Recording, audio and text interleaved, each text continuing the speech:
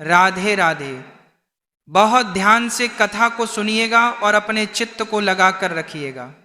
श्रोताओं, आज की कथा को जो भी भक्त ध्यान पूर्वक सुनेगा उसे सारे सुख और धन की प्राप्ति अवश्य होगी। कहे सभी भक्तों को जय श्रीमन्नारायण, जय श्री कृष्णा, राधे राधे, जय गौरी गोपाल, जय गौरी गोपाल, जय गौरी गोपाल। स्वागत है आप सभी भक्तों का आज की मंगलमयी अमृतमयी कथा में। आप सभी का मंगल हो, आपका यश, आपकी कीर्ति बढ़ती रहे। इन्हीं मंगल कामनाओं के साथ प्रवेश करते हैं भगवान की कथा में। इस कथा में परीक्षित बन के हमारे भैया श्री मान गोविंद प्रसाद असाटी जी, मैया श्रीमती शोभा असाटी जी भगवा छतरपुर से हैं और आप परीक्षित बन के कथा की गंगा में डुबकी लगाकर अपने जीवन को कृतार्थ कर रहे हैं। एक बार सुंदर तालियां श्री गोविंद जी के लिए, मैया शोभा जी के लिए। कथा अच्छी लग रही है आपको? किस किस को कथा अच्छी लग रही है?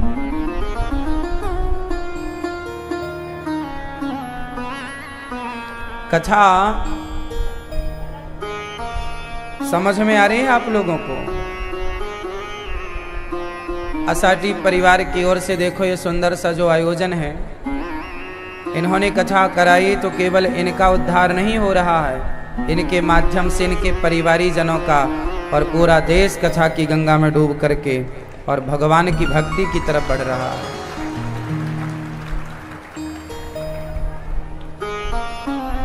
भगवान की ये कथा हम पतित प्राणियों के लिए संजीवनी है, संजीवनी बूटी की तरह। प्रिय भक्तों, कल हम लोगों ने कथा में सुना, माइक दूसरे दे।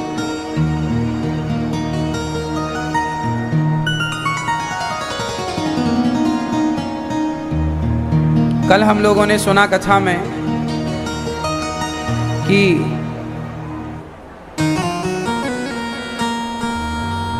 राजा परीक्षित जी को 7 दिवस में मरने का श्राप लगा। जिस व्यक्ति को 7 दिन में ही मरना हो, जिसकी आयु केवल 7 दिन बची हो, उसे क्या करना चाहिए? 7 दिन ही बचे हैं जीवन के, क्या करें? राजा परीक्षित जी को जब ये पता चला कि मुझे केवल 7 दिन बचे हैं मेरे पास, 7 दिन बाद मरना है, तो राजा परीक्षित जी सुखदेव भगवान से हाथ जोड़कर बोले, गुरुदेव मैं क्या करूं? सुखदेव भगवान बोले, क्या करोगे? 7 दिन बचे हैं तो भगवान की कथा। 7 दिन जिसे मिले हों कि अब 7 दिन में ही आपको अपना परलोक सुधारना है, 7 दिन में ही करना है जो करना है। कैसे क्या होगा? 7 दिन जिसकी उम्र बची हो, क्या करे वो? भगवान के आश्रित रहे वो। सुखदेव भगवान ने कहा, वरीयाने सते प्रश्नः क्रतो लोकहितं नृप आत्मवित् सम्मतः पुंसां श्रोतव्यादिषु यः परः। 7 दिन। तुमने बड़ा उत्तम प्रश्न किया है परीक्षित। जिसके पास केवल 7 दिन बचे हों वो केवल भगवान का चिंतन करे। श्रोतव्यः, ज्यादा से ज्यादा कथा सुने। कीर्तितव्यश्च, ज्यादा से ज्यादा कीर्तन करे। स्मर्तव्यश्चेच्छिता भयम, क्या करे वो? कीर्तन करे, कथा सुने।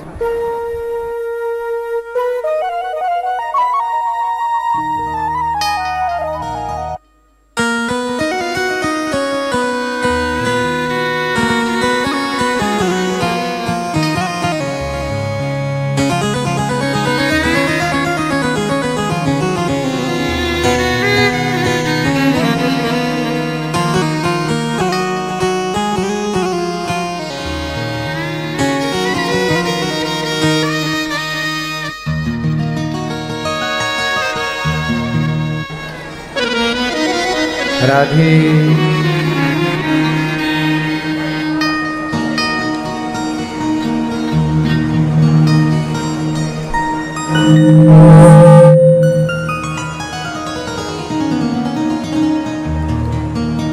वरीयाने सते प्रश्नः क्रतो लोकहितं नृपा आत्मवित्सम्मतः पुंसां श्रोतव्यादिषु यः परः।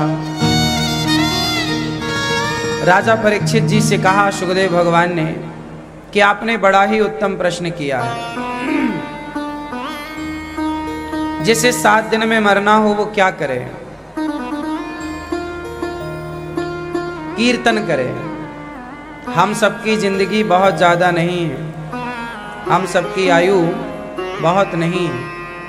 क्षण भंगुर जीवन की कलिका कल प्रात गुजान खिले न खिले मलयाचल की सुचि सुंदर मंद सुगंध समीर चले न चले। कलिकाल कुठार लिए फिरता तन नम्र है चोट झिले न झिले। भजले हरि नाम अरि रसना फिर अंत समय में हिले न हिले। जीवन बहुत बड़ा नहीं है हम सबका,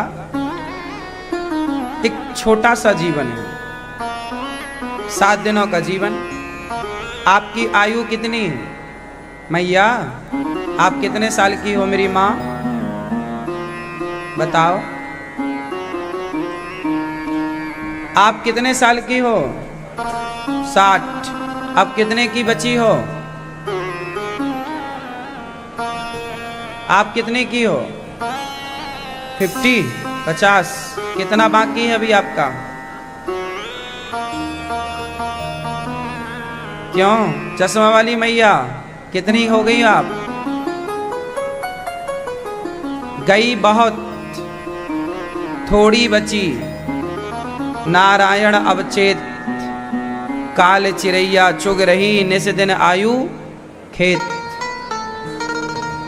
हम सबकी बहुत चली गई, अब बची कितनी है? थोड़ी सी। और जो थोड़ी सी बची है वो भी हमारी यदि गप्पें करने में जाए, वो भी निंदा चुगली करने में जाए तो जीवन का अर्थ ही क्या है?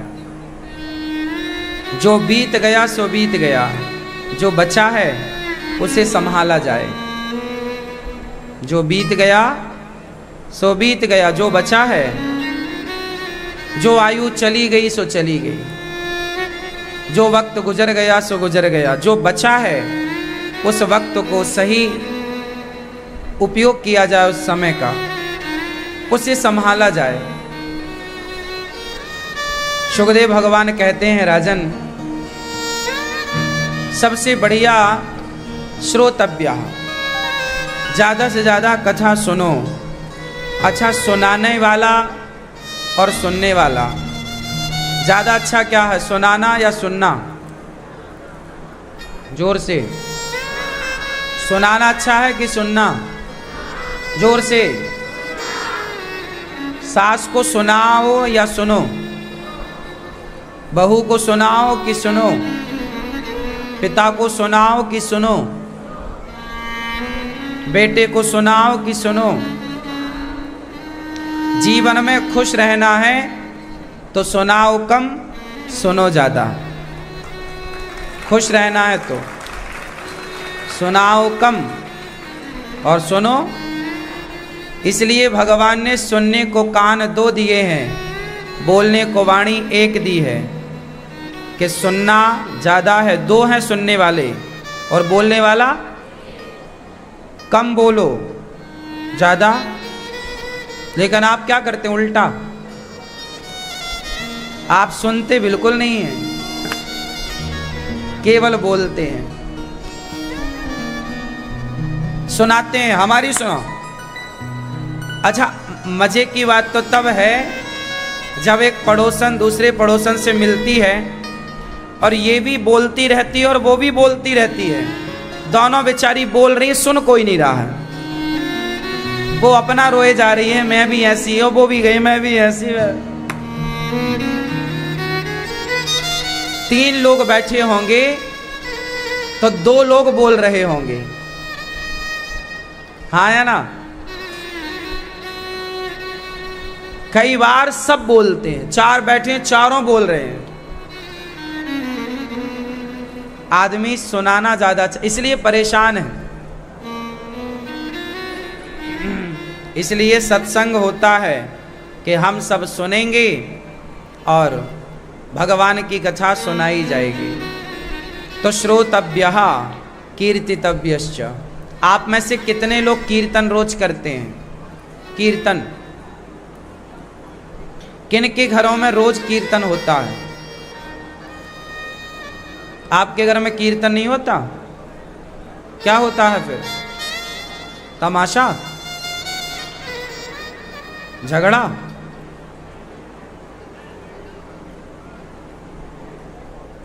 कीर्तन रोज होना चाहिए। जिसके घर में कीर्तन नित्य होता है, जो रोज कीर्तन करते हैं, उनके यहाँ लक्ष्मी नारायण का वास होता है। जहाँ कीर्तन होगा। कीर्तन क्या होता है? कीर्तन कौन सा? करो जरा। हाँ, श्री कृष्ण गोविंद हरे मुरारी, हे नाथ नारायण वासुदेव।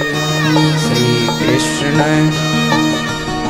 कीबोर्ड न बजा, नारायण वास। श्री कृष्ण गोविंद हरे मुरारी, हे नाथ नारायण वासुदेव। श्री कृष्ण कीबोर्ड में गड़बड़ी है।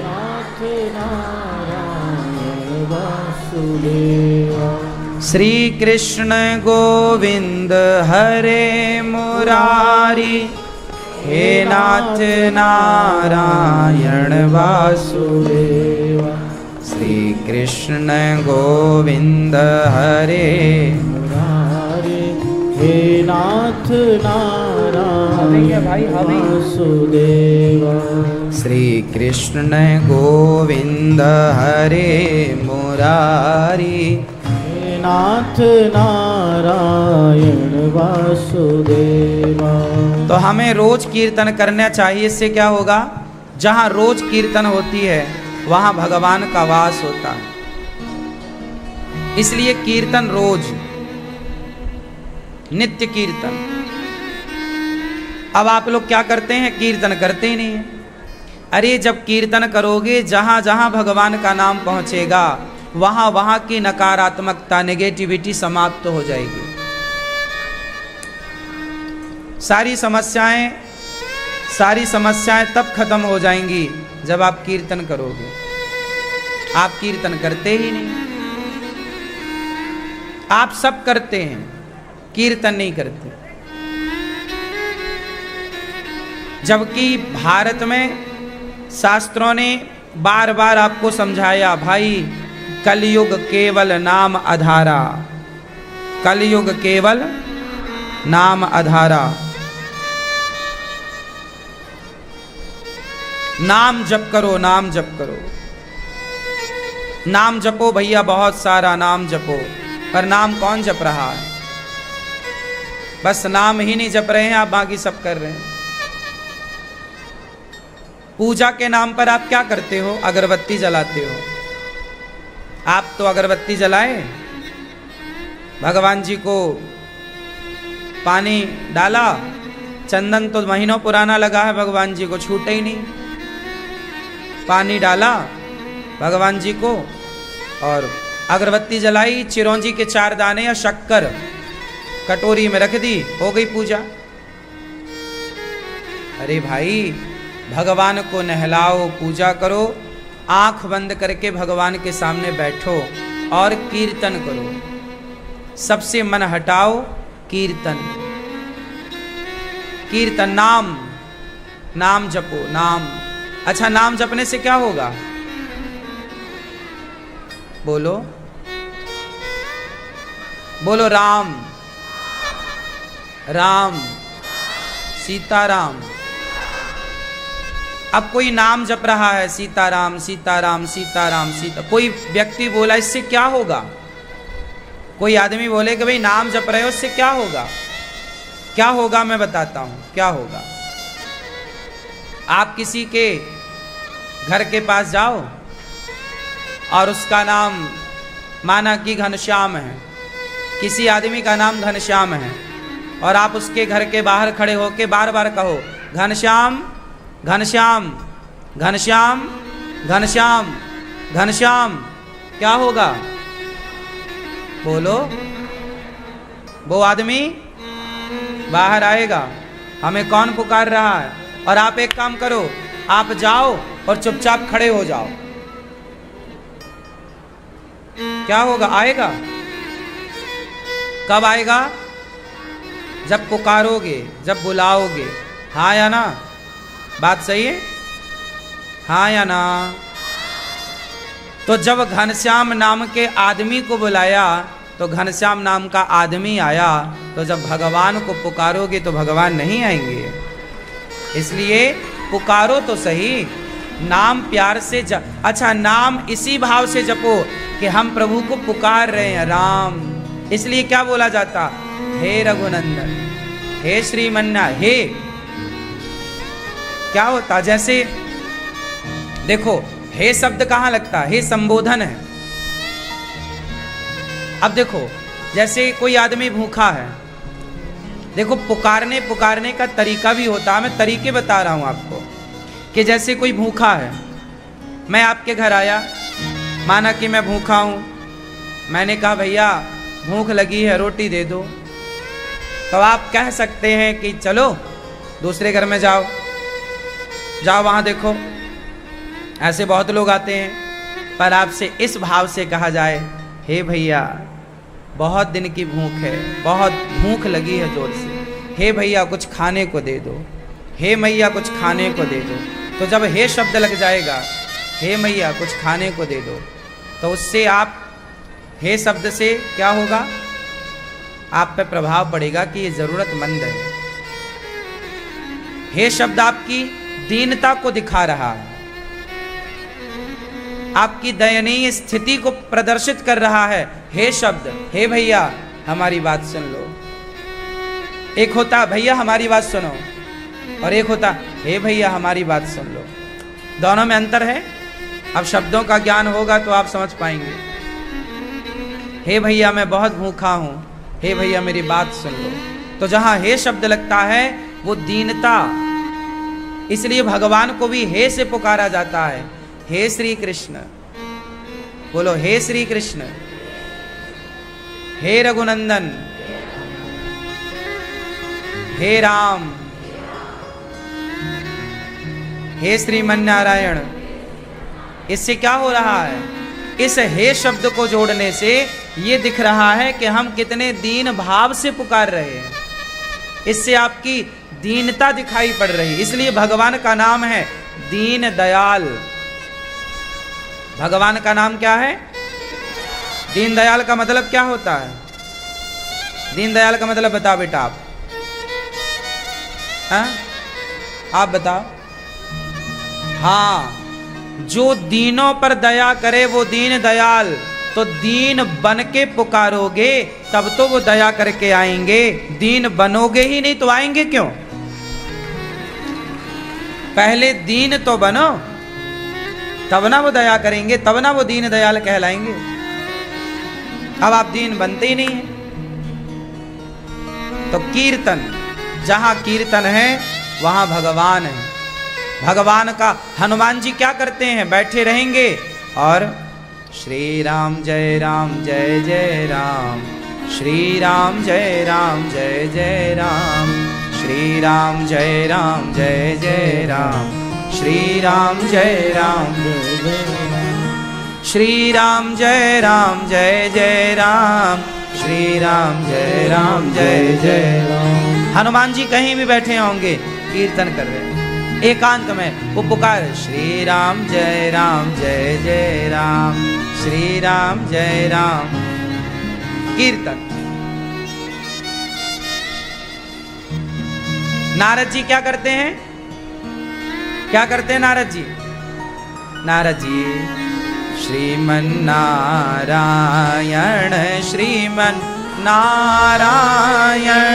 श्रीमन्नारायण नारायण नारायण श्रीमन्नारायण श्रीमन्नारायण बोलती पकड़ लेता श्रीमन्नारायण नारायण नारायण श्रीमन्नारायण श्रीमन्नारायण श्रीमन्नारायण नारायण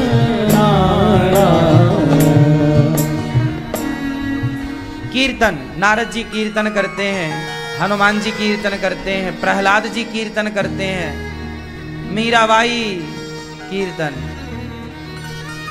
कीर्तन सारे लोग कीर्तन करते हैं। बस आप लोग हैं महापुरुष, कीर्तन नहीं करते आप लोग। बाकी सब प्रपंच करा लो, 1 घंटा हमारी माताएं खड़े खड़े प्रपंच कर लेंगी। कीर्तन करने का हो जमाई आ जाती है।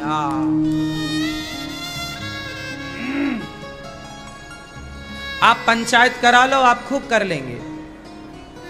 बूढ़े बूढ़े लोगों से चौराहे में नुक्कड़ में कहीं चौर बैठे हैं, 4-4 घंटे प्रपंच कर लेंगे। फलाने का लड़का ऐसा, फलाने की बहू ऐसी, फलाना ऐसा। पर कहो कि चलो 10 मिनट कीर्तन करो, तो कीर्तन में उनकी जबान खुलेगी नहीं, मुंह खुलेगा ही नहीं। और फिर बाद में रोएंगे, हम बड़े दुखी हैं महाराज। एक मैया मेरे से बोली, गुरुजी मैं बहुत दुखी हूं। मैंने कहा मैया कीर्तन किया करो। अरे महाराज कुछ और बताओ। मैंने कहा कुआं है आसपास? बोली है। हमने कहा उस पर कूद जाओ।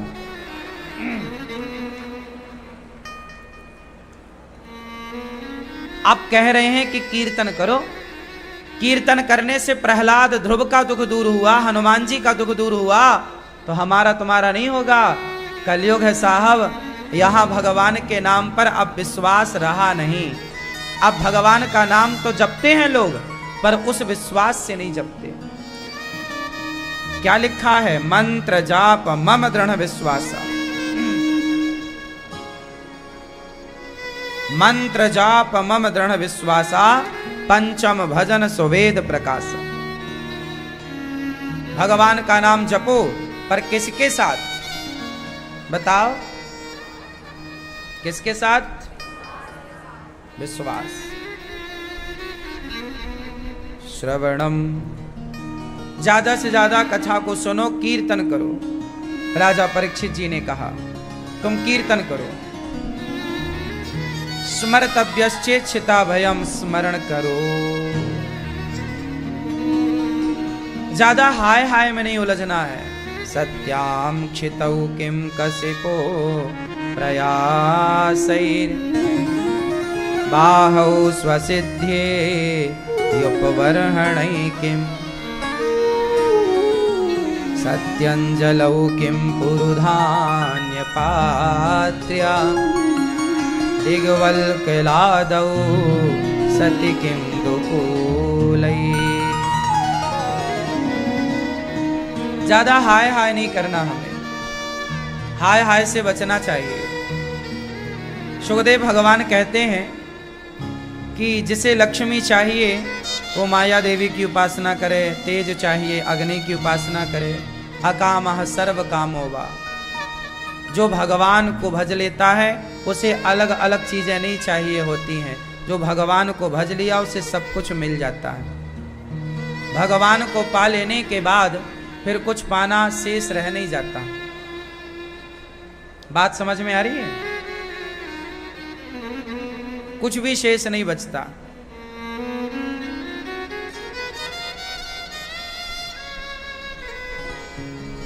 सुखदेव भगवान कहते हैं,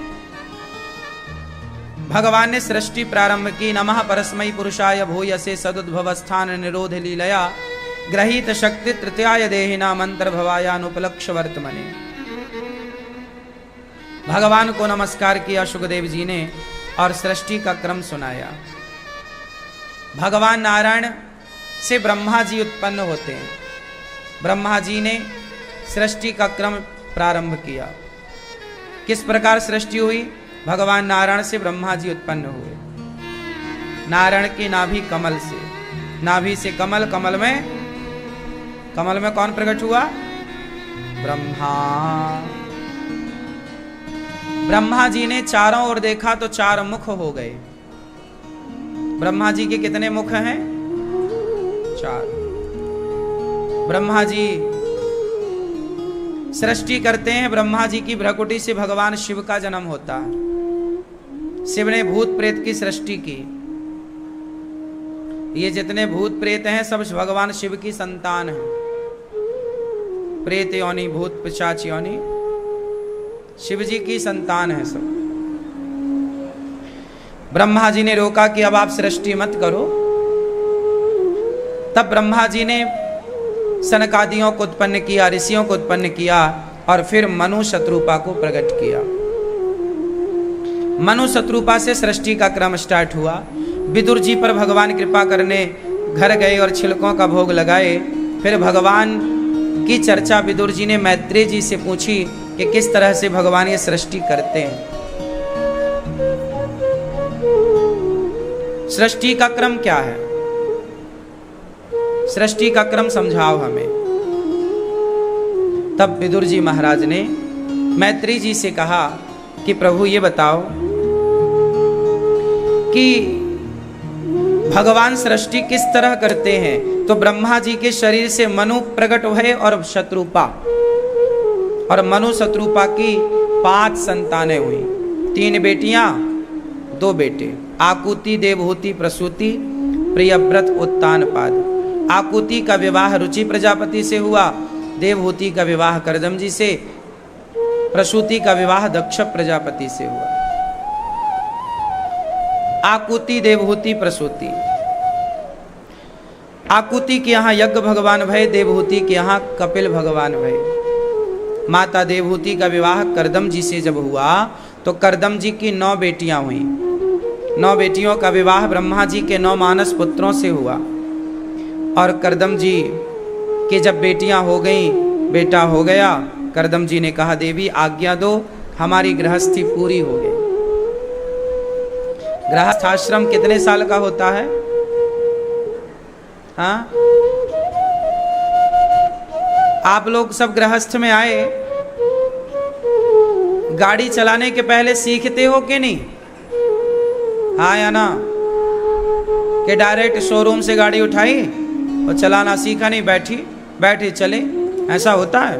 पहले गाड़ी को प्रॉपर बोलो, जोर से सीखना पड़ता है। आप लोगों ने गृहस्थी की गाड़ी को चलाना सीखा है क्या? कितने साल की गृहस्थी होती है, किस तरह गृहस्थी चलती है, किस तरह हमें अपने गृहस्थी की जिम्मेदारियों को पूरा करना होता है। हम कुछ सीखते नहीं हैं, बस शादी करा लेते हैं।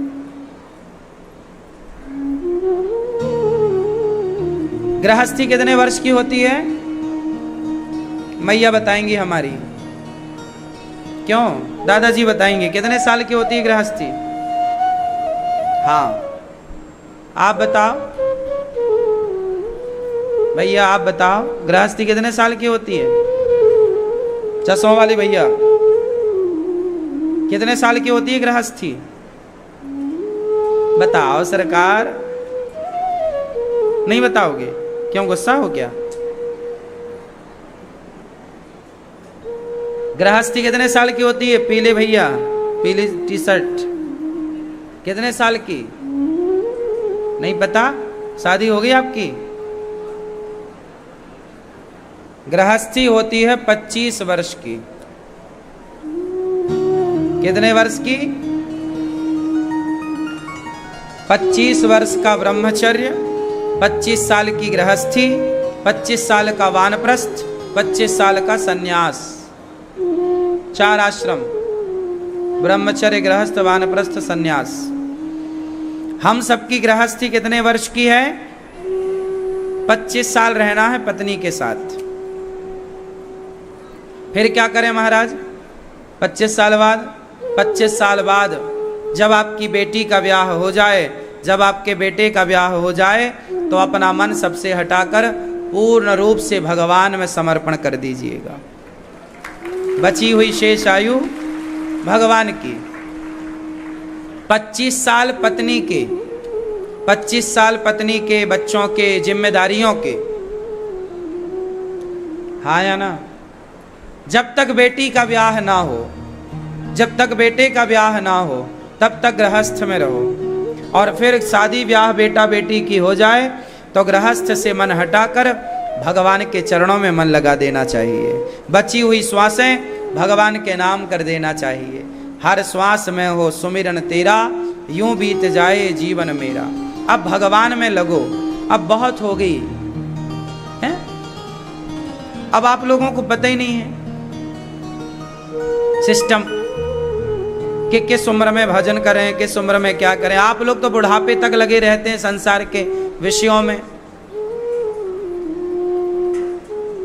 सदा के लिए विषय नहीं होते। पत्नी और पति एक, हम दोनों को संयमी बनकर के जीवन जीना चाहिए। क्या बन के जीना चाहिए? संयम। पत्नी किस में रहे? संयम में। पति किस में रहे? संयम। संयम समझते हैं? संयम समझते हैं? नहीं, लो मैया संयम ही नहीं समझती। गुलाब जामुन खाती हो, रसगुल्ला, रबड़ी खाती हो, चाउमीन, पिज्जा, रोटी कितनी खा जाती हो? जैसे किसी को रबड़ी बहुत पसंद है माना की, और उसे शुगर की बीमारी है। अब पसंद बहुत है पर डॉक्टर ने बोला है कि रबड़ी मत खाना, शुगर है। तो क्या कर रहा है वो? उसके सामने रबड़ी आई तो उसने रबड़ी को देखा, इच्छा हो रही है कि खाऊं, पर उसने नहीं खाया। उसने अपने मन को कंट्रोल किया। उस इच्छा है कि खा लूं, फिर भी उसने कंट्रोल कर लिया अपने आप को। इसी को संयम कहते हैं। संयमी है ये, संयम है। इच्छा होने के बाद भी हम अपने आप को रोक लें। इच्छा बोलो, इच्छा होने के बाद भी हम अपने आप को रोक लें। इसका नाम क्या है? ये संयम है। जब आपका मन हो, जैसे आप किसी स्त्री को देखते हैं या पुरुष को देखते हैं और आपका मन उसके पास चला जाता है, वो बहुत सक्सेस है, बहुत पावरफुल है, बहुत सुंदर है। कई बार मन तो चंचल है, कब किसका कहाँ चला जाए, पर मन चला जाए तो मन को जाने दो। पर आप अपने आप को संयमी बनाओ। नहीं, मन तू गलत कर रहा है, तू गलत जगह जा रहा है, चल वापस आ। हर गलत जगह से मन को खींच लेना, ये कौन कर सकता है? संयमी व्यक्ति। यदि संयमी नहीं है तो वो मन के साथ चला जाएगा, और मन के साथ गया तो सर्वनाश हो जाएगा। रावण का मन सीता मां की तरफ चला गया, सर्वनाश हुआ।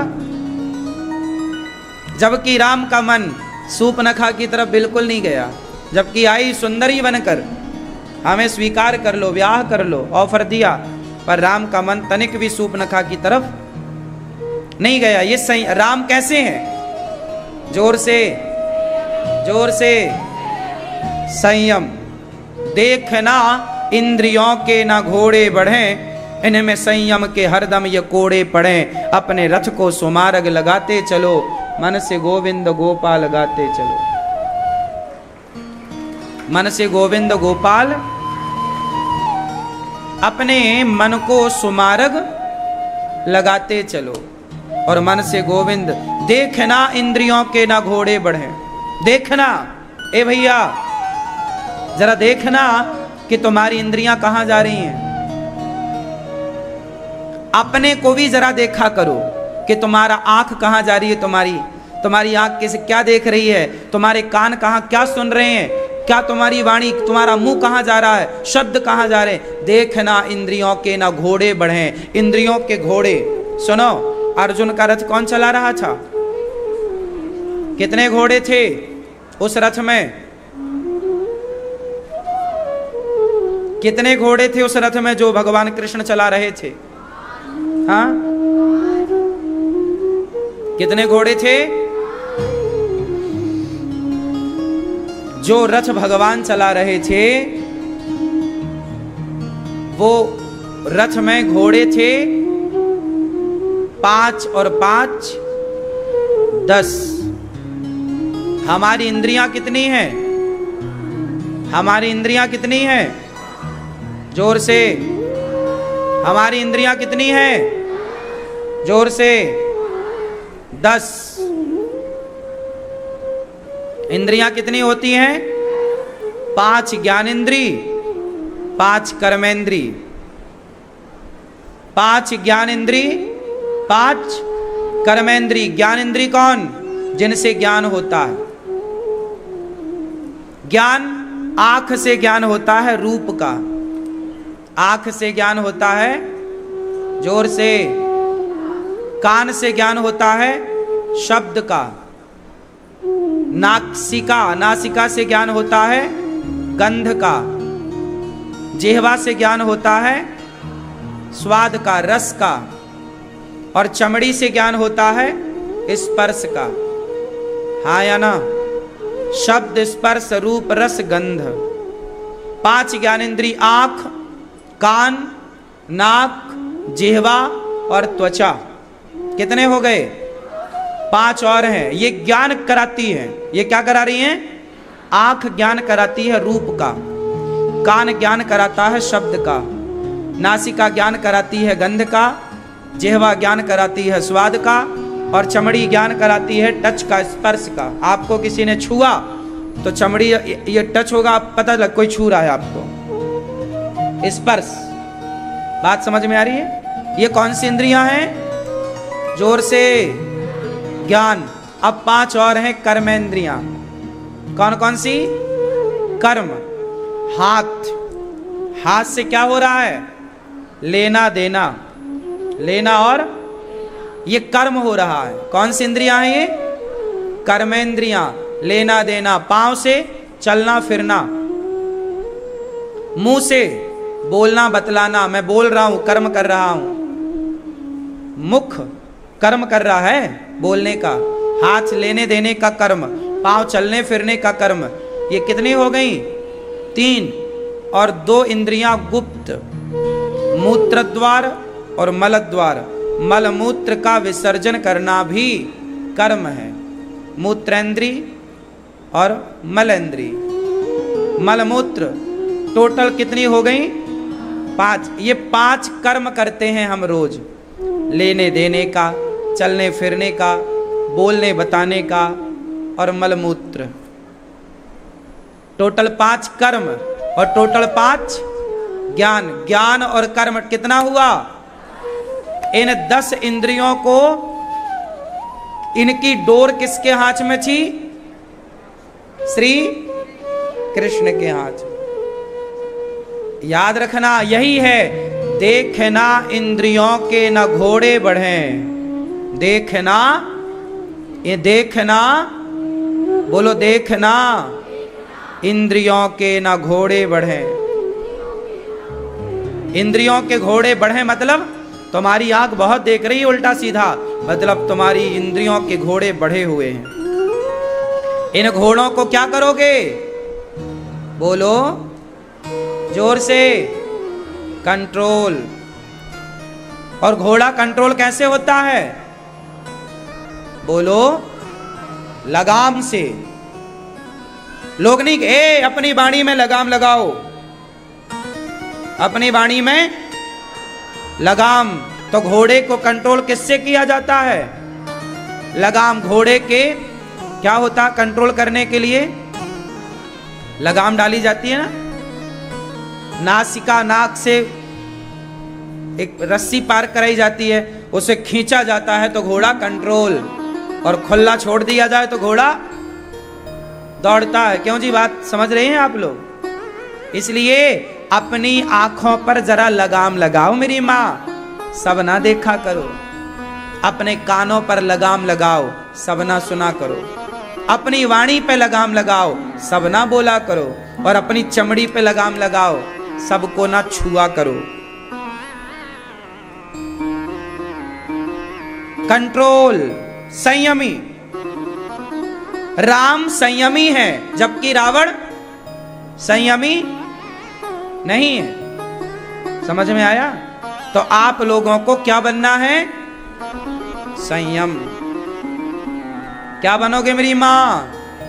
तो गृहस्थी में रहो, पति पत्नी साथ में, पर कैसे बन के रहोगे? भोगी बनकर या योगी बनकर? हाँ, 25 साल हो गए, अब मन हटाओ, संसार से मन को हटाओ और भगवान में लगाओ। अब तुम्हारी उम्र हो रही है टाटा बाय बाय कहने की। क्यों नहीं हो रही है? गई बहुत, थोड़ी बची। नारायण अब चेत जा, काल चिरैया चुग रही, निस दिन आयु खेत। काल की चिरैया रोज तुम्हारी आयु को चुन रही है, समाप्त हो रही है। आज सूर्योदय होते ही आपके जीवन का एक दिन और कम हो गया। इसलिए सारी जिंदगी जिम्मेदारियां जिम्मेदारियां जिम्मेदारियां। यदि बच्चों का पालन करना तुम्हारी जिम्मेदारी है, परिवार की सेवा करना तुम्हारी जिम्मेदारी है, तो आत्म कल्याण करना भी हम सबकी जिम्मेदारी है। बताओ, आप नरक गए, आपका पतन हुआ, तो क्या आपकी जिम्मेदारी नहीं थी कि आप अपने परलोक का रास्ता क्लियर करते? क्यों जी, बताओ, सबसे मेरा सवाल, परलोक का रास्ता क्लियर करना किसकी जिम्मेदारी है? उत्तर दो। तो तुम तो कहते हो हमारी तो केवल बच्चों की जिम्मेदारी है, परिवार की जिम्मेदारी है। हाँ, नरक जाओगी, कौन जिम्मेदार होगा? तुम जो गलत काम करती हो या करते हो, झूठ कपट छल से नरक जाओगे, कौन जिम्मेदार होगा? इसलिए अपना कल्याण करना सबसे बड़ी जिम्मेदारी है। समझदार वो हैं जो मरने के पहले आत्म कल्याण कर लेते हैं। अपना कल्याण अपना कर लो साहब, बस अपना कर लो। ऐसा ना हो कि तुम नरकगामी बन जाओ, नरक जाने के लिए मजबूर हो जाओ। जो तुम गलतियां कर रहे हो वो तो नरक ही ले जाएंगी। इसलिए संयमी बनो। पत्नी के संग कैसे रहना चाहिए? बोलो, कैसे रहना चाहिए? पति के साथ कैसे रहना चाहिए? परम तपस्वी बन करके। पत्नी क्यों होती है बताएं आपको? आप लोगों ने विवाह कराया है, क्यों भैया बताओ, आपने विवाह क्यों कराया? बैठे बैठे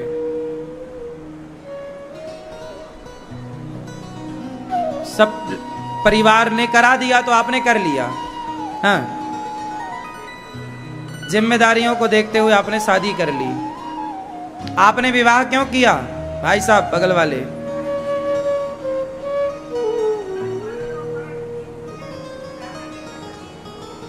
दादाजी ने करा दिया आपका विवाह? अच्छा,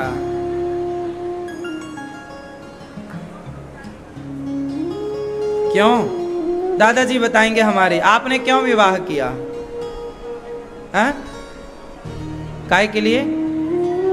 गृहस्थी के लिए? शादी काय के लिए की? गृहस्थी के लिए? आपने विवाह क्यों किया? हाँ, बैठे बैठे बताओ। अच्छा, वंश आगे बढ़ाने के लिए, बच्चे पैदा करने के लिए। तो कितने कर लिए अभी तक? अभी तो 2 ही कर पाए।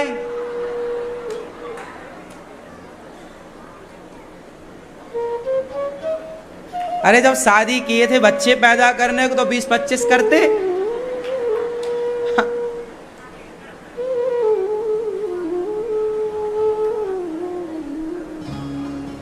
क्यों?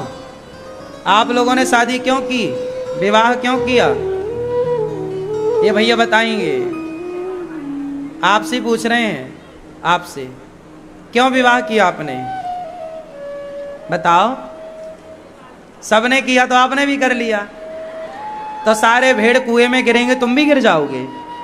ये तो भेड़ चाल हो गई। भेड़ चाल समझते हैं ना, गांव में कहावत है, भेड़ चाल चल रहा है। भेड़ चाल मतलब भेड़। अब सोचो कि आपने विवाह कर लिया, आपके बच्चे इतने बड़े बड़े हो गए, पर आपको ये पता नहीं है कि आपने विवाह क्यों किया। मैया, आप लोगों ने भी विवाह किया है?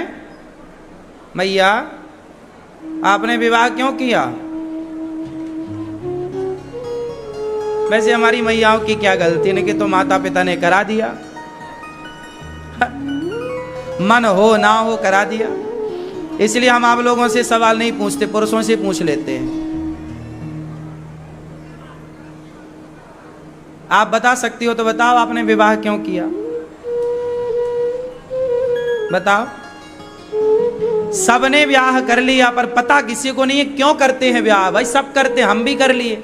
अरे उसके डीप पे तो जाओ, जानकारी तो हासिल करो, क्यों विवाह होता है, क्यों ये बड़े बुजुर्गों ने परंपरा बनाई। कुत्ता बिल्ली तो विवाह नहीं करते, फिर भी बच्चे पैदा कर रहे हैं। यदि बच्चे पैदा करने को तुमने विवाह किया है, तो सुअर कहां विवाह करता है? 12-12 थोक में पैदा कर रहे हैं उन लोग। विवाह का उद्देश्य आप लोगों ने समझा ही नहीं, इसलिए गृहस्थी ना बिखर गई। हम लोग विवाह क्यों करते हैं, इसका एक मूल कारण है शास्त्रोक्त। हमसे कोई पूछे, आज के बाद आपसे कोई ये क्वेश्चन करे, तो आप ये उत्तर मत देना जो आपने दिया, ये उत्तर गलत था। हम विवाह इसलिए नहीं करते कि हमें वंश आगे बढ़ाना है। अरे वंश तो आगे बढ़ ही जाएगा, शादी करोगे तो बच्चे तो होंगे। बच्चे पैदा करने के लिए तो तुमने विवाह नहीं किया, वो तो बच्चे शादी के बाद होते ही हैं, नहीं होते। भाई किसान खेत में गेहूं बोता है तो गेहूं तो मिलता ही मिलता, पर भूसा फ्री में मिलता है। बोलो हाँ। क्यों जी, आप किसान हैं क्या? आप में से कोई किसान है तो हाथ उठाओ। आप किसान हो? गेहूं याहूं होता आपके यहाँ? तो गेहूं वाले किसान क्या करते हैं कि खेत में गेहूं बोते हैं, तो गेहूं के बदले गेहूं मिलता है, पर फ्री में क्या मिलता है? बोलो बोलो, भूसा, भूस। उस भूसे के लिए ना कोई प्रयास नहीं करना पड़ता किसान को ज्यादा। जैसे गेहूं के बाद भूसा फ्री में मिलता है, ऐसे विवाह करोगे तो भाई ये परिवार, ये बच्चे, ये तो भूसे की तरह, ये तो मिलना ही मिलना, जाएगा कहाँ? ये परिवार, ये तो भूसा है, ये तो भूसे की तरह है, जाएगा कहाँ? विवाह का उद्देश्य बच्चे पैदा करना होता तो फिर विवाह के बाद मीराबाई भी बच्चे पैदा कर लेती। विवाह के बाद यदि बच्चा पैदा करना उद्देश्य होता तो स्वामी विवेकानंद जी भी विवाह करते और बच्चे पैदा करने में लग जाते। पर उद्देश्य बच्चे पैदा करना नहीं है। बच्चे तो हो ही जाएंगे, भगवान करे आपके खूब बच्चे हों, 10-10, 12-12 हों, हमें क्या दिक्कत है। विवाह का उद्देश्य है अधिकार। हम लोग विवाह क्यों करते हैं? हमारे यहाँ जब विवाह होता है तो सबसे पहले दुल्हा दुल्हन मंडप के नीचे बैठते हैं और सबसे पहले उनका एक यज्ञ होता है। पति पत्नी दोनों मंडप के नीचे बैठ के दुल्हा दुल्हन क्या करते हैं? एक यज्ञ करते हैं। बोलो हाँ या ना? उस यज्ञ के बाद उस यज्ञ कुंड की पति पत्नी परिक्रमा लगाते हैं, जिसे फेरे कहते हैं। क्या कहते हैं? अग्नि के, वो अग्नि के फेरे ऐसे नहीं होते, वो अग्नि नहीं होती, वो यज्ञ कुंड होता है। और हम लोग अग्नि के फेरे नहीं, अग्नि तो है पर एक्चुअली वो यज्ञ कुंड है। और हम जैसे यज्ञ करते हैं तो परिक्रमा लगाते हैं कि नहीं? सभी भक्त श्रद्धा और भक्ति से प्रभु का नाम जप करें। इस कलयुग में भगवान के नाम से ही जीवन का उद्धार होगा।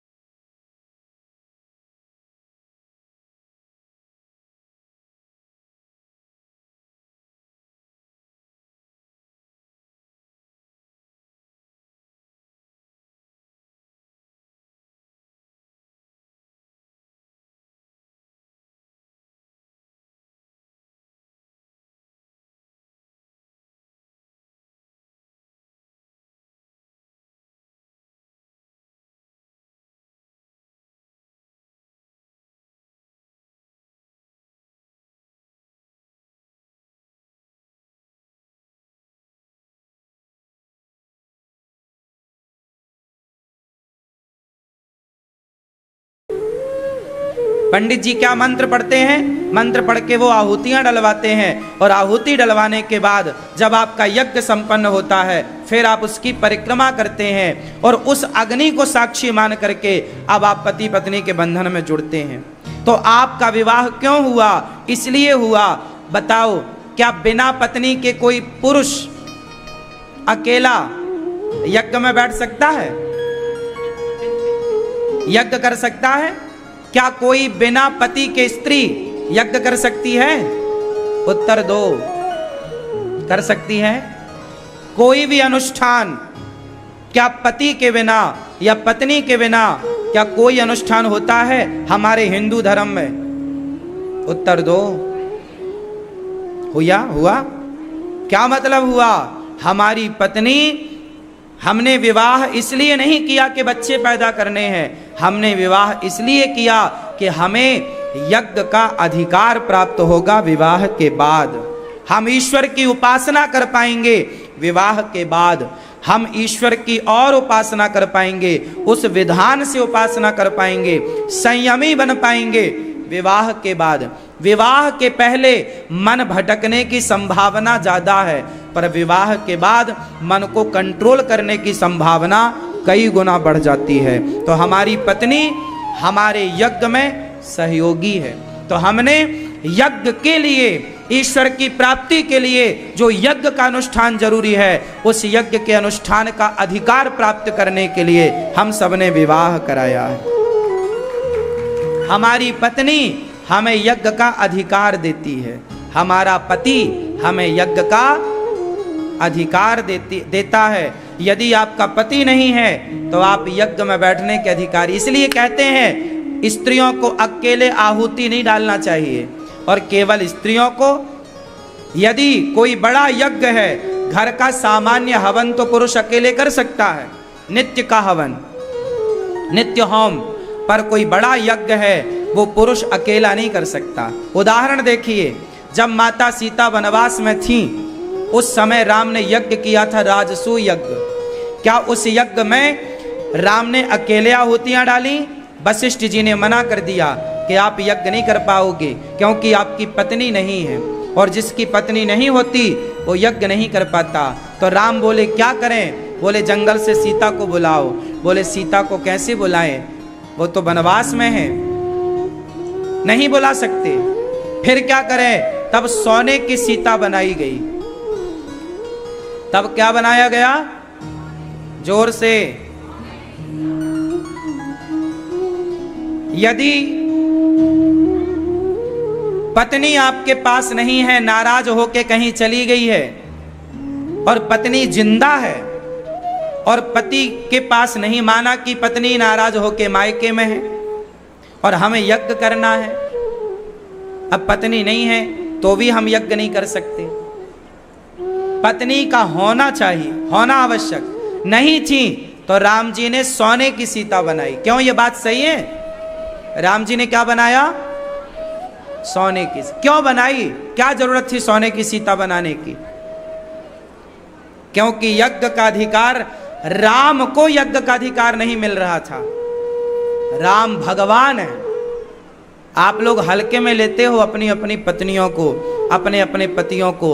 अरे गृहस्थ आश्रम, गृहस्थ में रहना ही एक यज्ञ के बराबर है। आप गृहस्थ में हो मतलब आप एक यज्ञ में है, एक अनुष्ठान में है। इसलिए पति पत्नी को संयमी बन के रहना चाहिए। हमारी पत्नी, हमारा पति हमें यज्ञ का अधिकार देते हैं। दशरथ जी ने यज्ञ किया था, पुत्रेष्टि यज्ञ। दशरथ जी ने पुत्र प्रकट करने के पहले क्या किया? बोलो, यज्ञ किया। इसलिए हमारे हिंदू धर्म में बच्चा पैदा करने के पहले माता पिता को, पति पत्नी को एक यज्ञ करना चाहिए। उस यज्ञ का प्रसाद पाना चाहिए, भगवान को प्रणाम करना चाहिए। अच्छे कार्य को करते हुए जब आप संतान उत्पत्ति का विचार करोगे तो आपकी संतान राम जैसी होगी। यज्ञ किया दशरथ जी ने, तब जाके राम जैसी संतान हुई। यज्ञ के बाद इसलिए शादी ब्याह करो तो पहले पति पत्नी को, इसलिए आज भी हमारे भारत में ये परंपरा कुछ जगह बची है कि जब विवाह होता है तो मंडप के नीचे तो यज्ञ होता है कि नहीं? होता है। लेकिन आजकल क्या होता है? आजकल तो जब पिता ब्याह करता है अपनी बेटी का तो बारातियों के लिए एक शराब का ठेका खुलवाता है। आजकल ना बारातियों के लिए लड़की का पिता शराब की पूरी व्यवस्था रखता है। हाँ या ना? ये बात सही है कि गलत है? बोलो। आजकल एक अलग से काउंटर होता है जहां शराब पीने वाले लोग जाते हैं, वहां महंगी महंगी शराब होती है और लोग शराब पीते हैं। अब बताओ, मेरा सवाल आपसे मतलब लड़की के बाप से, मेरा सवाल है लड़की के पिता से। बताओ, आपने बेटी का ब्याह कराया, अरे बेटी का विवाह भी अपने आप में एक यज्ञ है। बोलो हाँ या ना? बेटी का विवाह एक यज्ञ है या नहीं? कितने लोग मानते हैं कि बेटी का विवाह यज्ञ है? क्यों आप नहीं मानती हो मेरी माँ? बेटी का विवाह क्या है? एक यज्ञ है। और मंडप के नीचे यज्ञ ही होता है। पंडित जी कराते हैं, मंत्र पढ़ते हैं। लेकिन आज वो यज्ञ, वो विवाह का उत्सव, आजकल के लड़की के पिता शराब का ठेका खोल के बैठ जाते हैं और सबको शराब पिलाई जाती है। अब बताओ कि जो यज्ञ का अनुष्ठान था, अब वो यज्ञ तो रहा दूर, अब शराब पिलाई जा रही है बारातियों को। और आप शराब पिला करके और दुल्हा दुल्हन को फिर रिश्तेदार आशीर्वाद देने जाते हैं। अब सोचो कि शराबी आदमी जब तुम्हारी बेटी को आशीर्वाद देगा, जब इन नालायकों के आशीर्वाद से तुम्हारी बेटी का गृहस्थ आश्रम शुरू होगा तो कितने दिन चलेगा? शराबियों का आशीर्वाद क्यों दिलाते हो? संतों का आशीर्वाद दिलाओ, ब्राह्मणों का आशीर्वाद दिलाओ, योग्य लोगों का आशीर्वाद दिलाओ।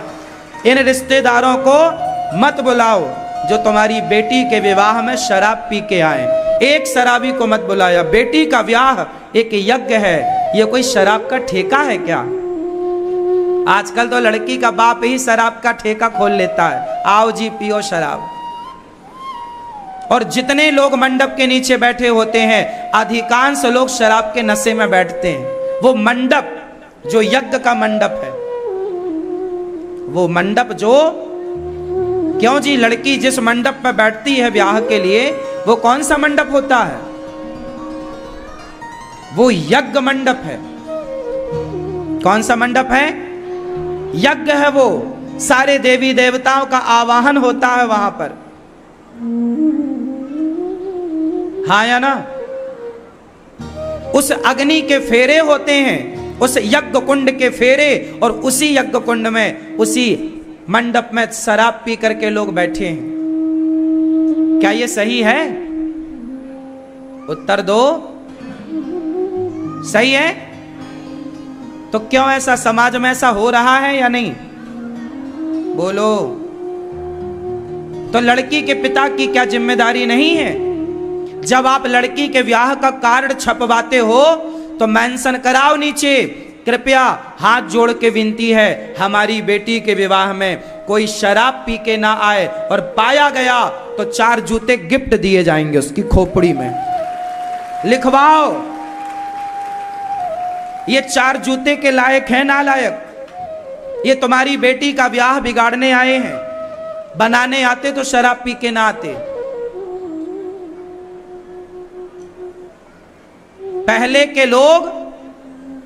पहले लोग जब ऋषि मुनि यज्ञ करते थे ना, तो दुष्ट लोग उस यज्ञ कुंड में खून डालते थे, हड्डियां डाल देते थे यज्ञ को बिगाड़ने के लिए। बोलो हाँ।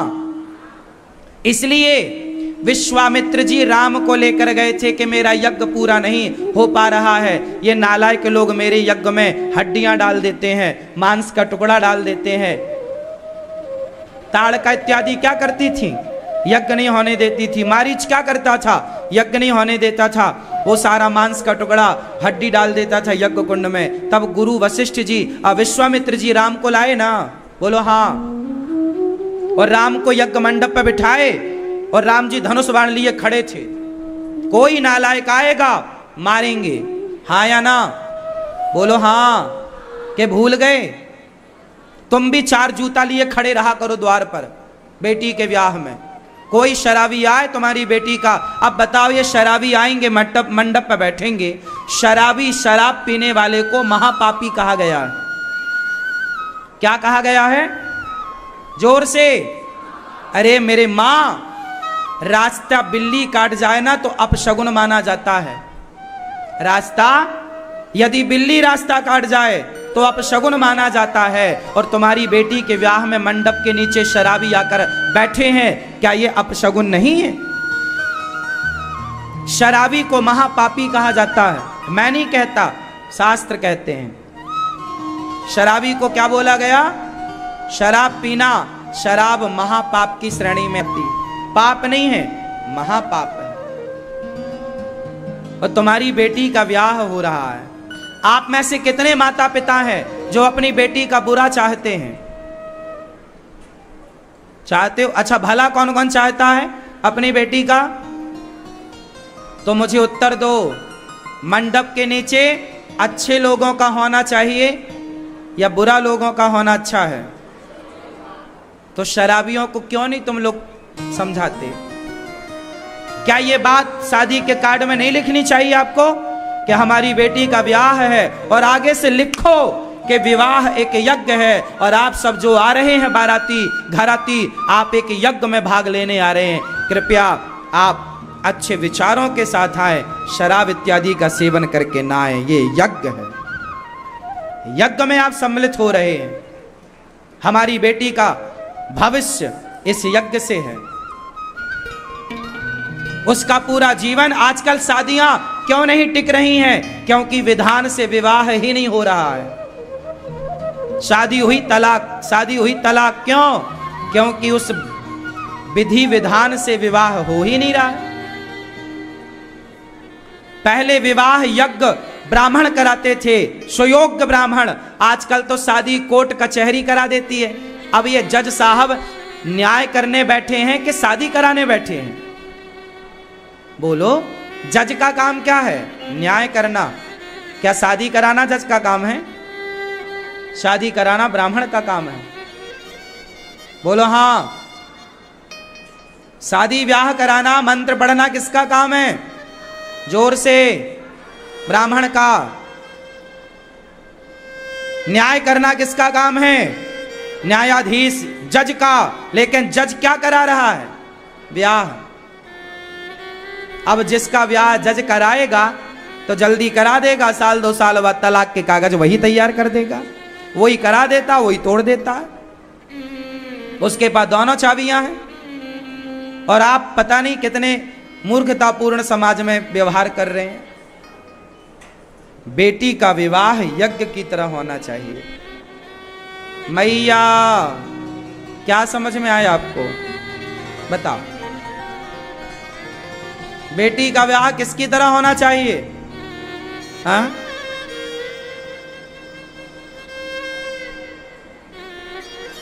क्या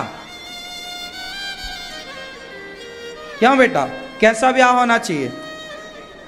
भाई यज्ञ के कार्य को यज्ञ की तरह करना चाहिए। अब बताओ, यज्ञ में शराबियों की जरूरत है क्या? अब हम भागवत सुनाने बैठे हैं यहाँ, और यहाँ कोई शराबी आ जाए तो यहाँ शराबियों की जरूरत है? ये भागवत भी एक यज्ञ हो रहा है, श्रीमद् भागवत सप्ताह ज्ञान यज्ञ, ये भी एक यज्ञ चल रहा है। इस यज्ञ में शराबियों की क्या जरूरत है? शराबी आएगा तो 2 जूते मार के निकाले जाएंगे। आप लोगों ने छूट दे दी है। और तो छोड़ो, आजकल दुल्हा ही शराब पी के बैठता है ब्याह करने। अब ऐसा दुल्हा जो शराब पी के मंडप में यज्ञ में बैठा हो, ये नालायक, अब इसके साथ तुम्हारी बेटी कैसे रहेगी? पर तुम्हें तो पैसा दिख रहा, बड़ा पैसे वाला है। ये 2 कौड़ी का आदमी है जो शराब पी के शादी करने आया है। ऐसों के संग बेटी का ब्याह ना करो। थोड़ी आप भी अपना व्यवहार बदलो, स्वभाव बदलो, चीजों को बदलो। अब बोलो, बदलाव की जरूरत है या नहीं? उत्तर दो। तो कौन करेगा बदलाव? तो आज से कौन कौन मेरी इस बात से सहमत है कि शादी के कारण में ये मेंशन करना है एक लाइन कि हमारी बेटी के यज्ञ में, इस विवाह के यज्ञ में कृपया शराब पी के कोई ना आए? कौन कौन लिखेगा? और पाए गए तो 4 जूते पड़ेंगे। बुरा ना मानना, कृपया बुरा ना माने जब हम 4 जूते मारें तो। क्यों जी, ये मेंशन करोगे? है हिम्मत? अब जो शराब नहीं पीते वो तो कर लेंगे, पर जो खुद शराबी है, कई बार तो लड़की का बाप ही पिए भागता आया, वो खुद पिया है, पिवक्कड़।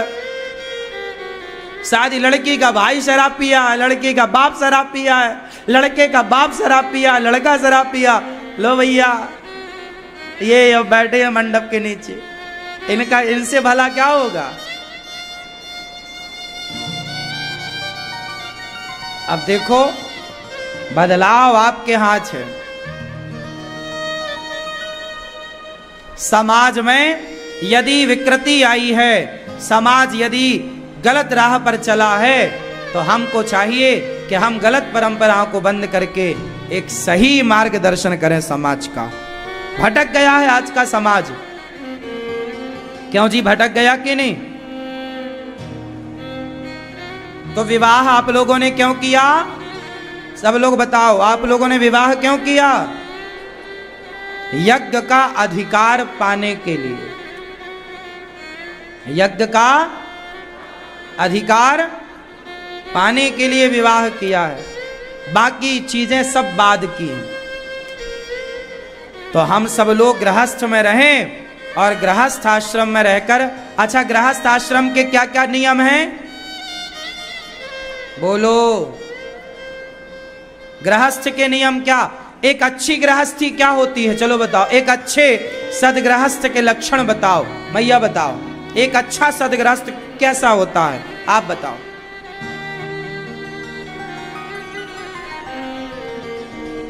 क्या?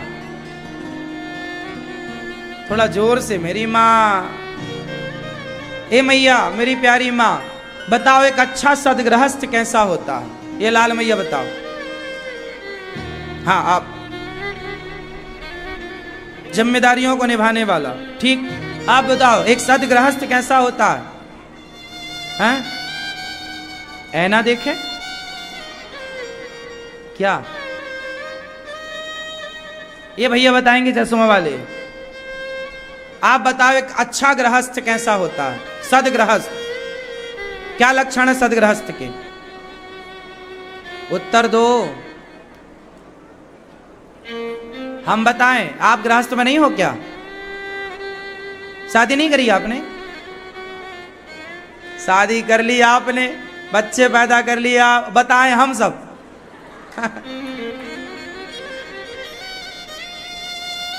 भैया आप बताओ, एक सदगृहस्थ कैसा होता है? क्या लक्षण है सदगृहस्थ के? हाँ, ये भैया बताएंगे। आप पीछे वाले भैया और मैया मिलके बताओ।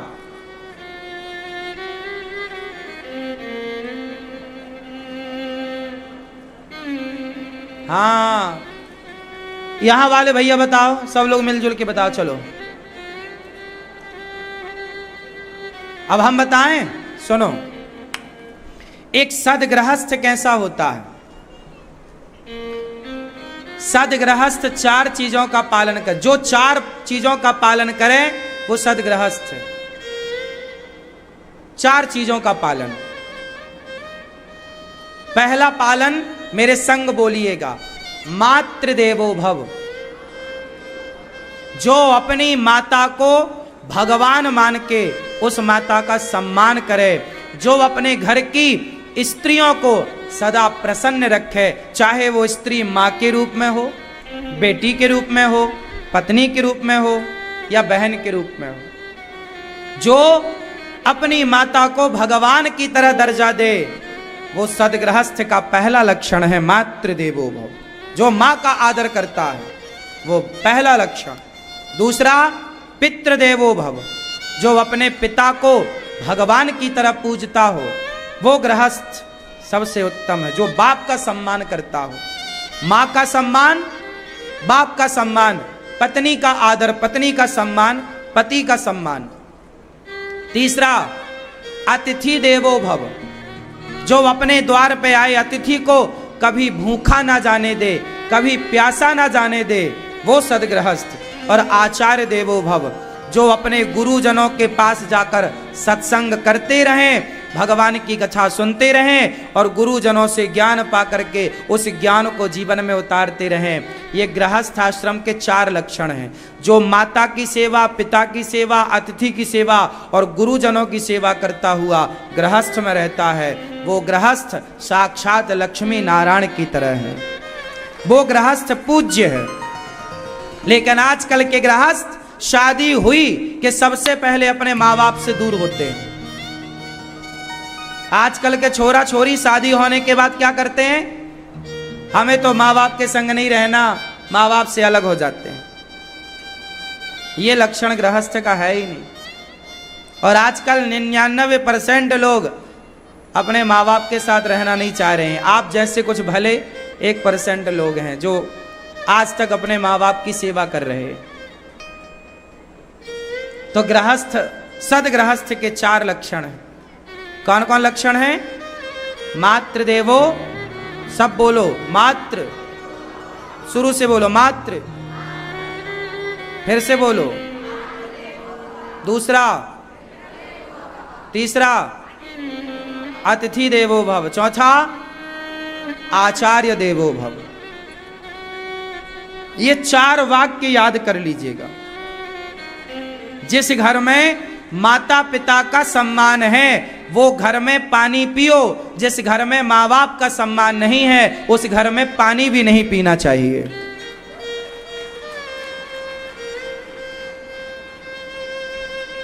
क्या कहते हैं आप? बात सही है कि गलत है? भाई माँ बाप चलो छोटे भाई के पास है या बड़े भाई के पास है, लेकिन आपकी माँ बाप पे श्रद्धा तो है, श्रद्धा होनी चाहिए। आए तो खूब सम्मान के साथ सेवा करनी चाहिए, तब आप सदगृहस्थ। जो गृहस्थ माँ बाप का सम्मान और सेवा ना कर वो काय का गृहस्थ है? वो तो भोगी है। उसने तो शादी केवल भोग विलास के लिए करी है, सो कर रहा है। आजकल विवाह का उद्देश्य क्या बचा है? केवल भोग विलास। शादी करते हैं लड़का लड़की, सीधा हनीमून मनाने चले जाते हैं। करी शादी इसलिए कि उन्हें भोग विलास ही चाहिए, सारी जिंदगी वो यही करते हैं। उद्देश्य अब कहां रहा कि हमें यज्ञ के लिए ब्याह करना? जब आप यज्ञ के लिए ब्याह करोगे, एक यज्ञ के साथ आगे बढ़ोगे, तो आपकी जो संतान होगी वो श्रेष्ठ संतान होगी, समाज का कल्याण करने वाली होगी। और आप भोग विलास में डूबकर संतान पैदा करोगे, नालायक बच्चे पैदा होंगे तुम्हारे।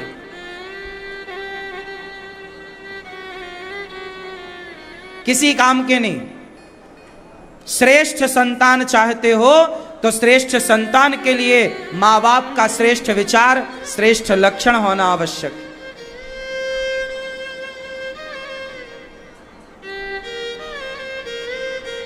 आजकल कौन इन चीजों को मान रहा है, कौन इस राह पर चल रहा है? भगवान शुकदेव जी राजा परीक्षित जी से कहते हैं कि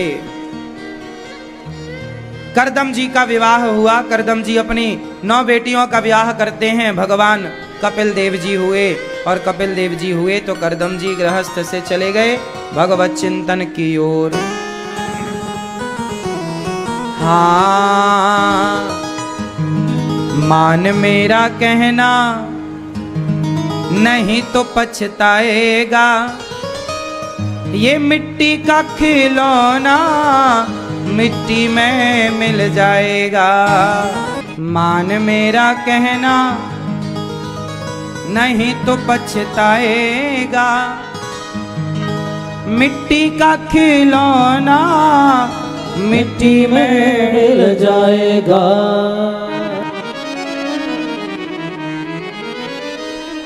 ये मिट्टी का खिलौना है शरीर, मिट्टी में मिल जाएगा, बात मान लो। करदम जी चले गए। कपिल देव जी अपनी मां को सांख्य शास्त्र का उपदेश करते हैं। एक दिन कपिल देव जी से माता देवहूति ने कहा कि मेरा मन बड़ा चंचल है, मैं क्या करूं? कपिल भगवान ने कहा सत्संग करो। आप में से कितने लोगों का मन चंचल है? हाथ उठा के मुझे बताओ। मैया, मैया, ओ मेरी माँ, आप लोगों का मन चंचल है या नहीं? तो काहे नहीं हाथ उठा रही हो? कंजूस बहुत हो मेरी माँ। हाथ वाथ तो उठाती रहो, लगे कि यहां बैठी हो।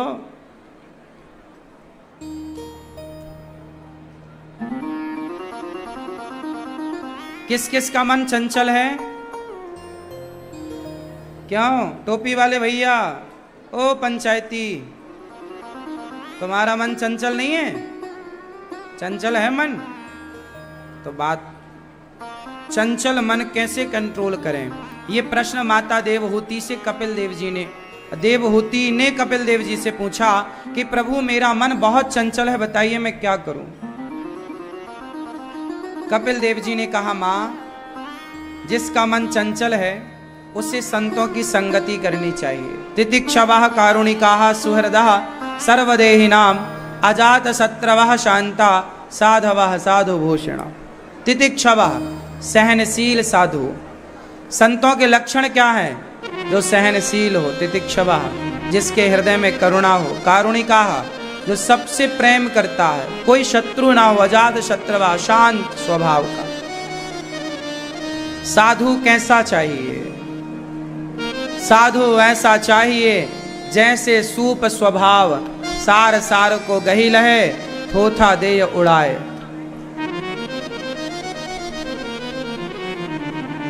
ऐसा संत होना चाहिए, सार सार को ग्रहण करे।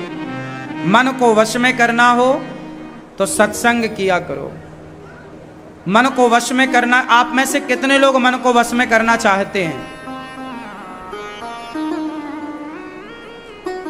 ये आगे बैठी मैया बस बैठे ही बस हो। आवाज वगैरह आ रही है कि नहीं? बहरी तो नहीं हो मेरी माँ? आ रही है? लग नहीं रहा कि आप लोग यहाँ बैठी हो। कहीं ये तो याद बनी भी घर में ताला लगा के आई हूं कि नहीं है? ध्यान वहां तो नहीं है, घर की तरफ।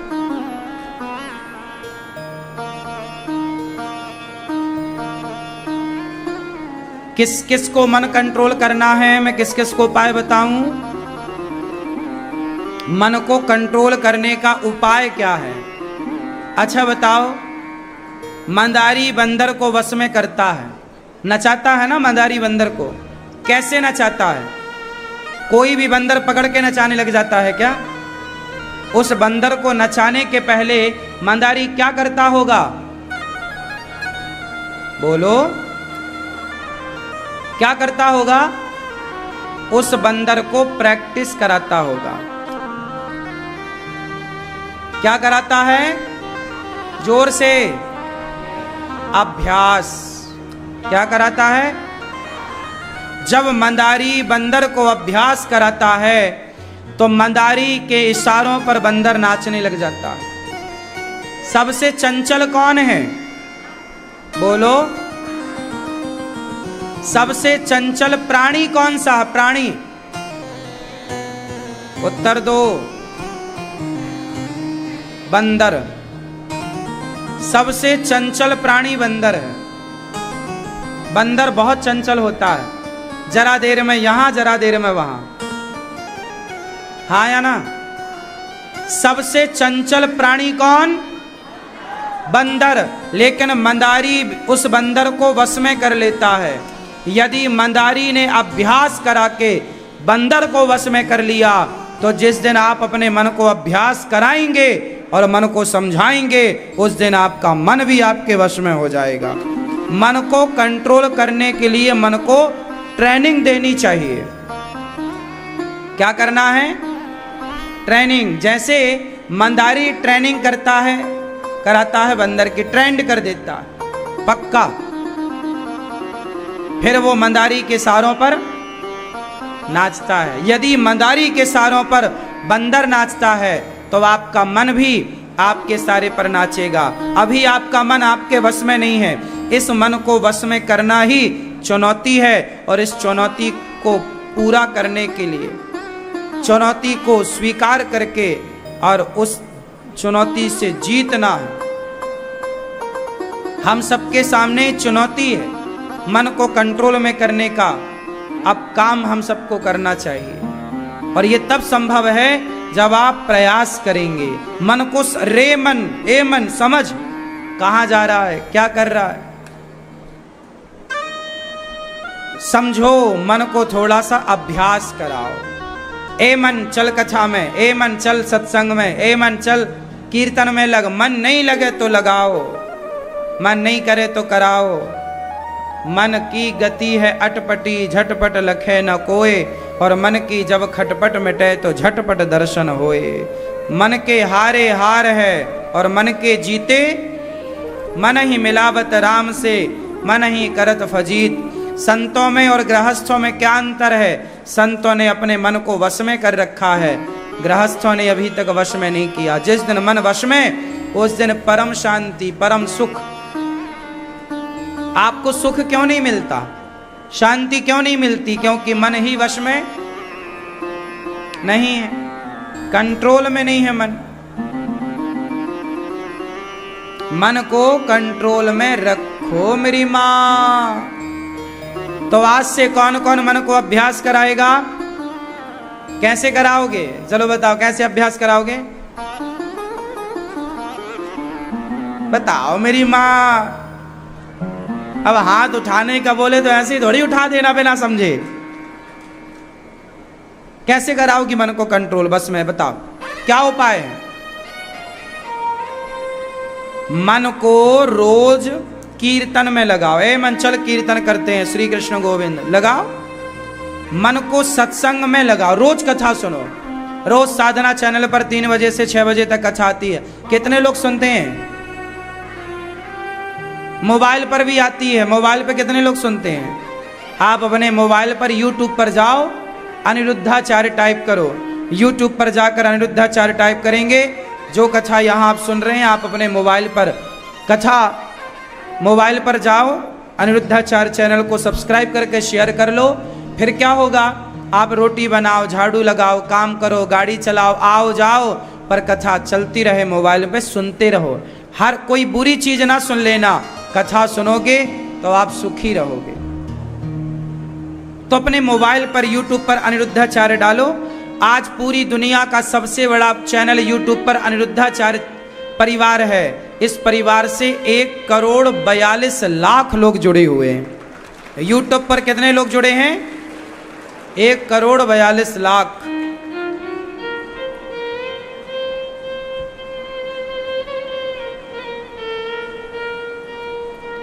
तो आप भी ये कार्य कर सकते हैं। आप भी चैनल को सब्सक्राइब कर लो, आप भी कथाएं सुना करो, बहुत कुछ मिल जाएगा कथाएं सुन करके।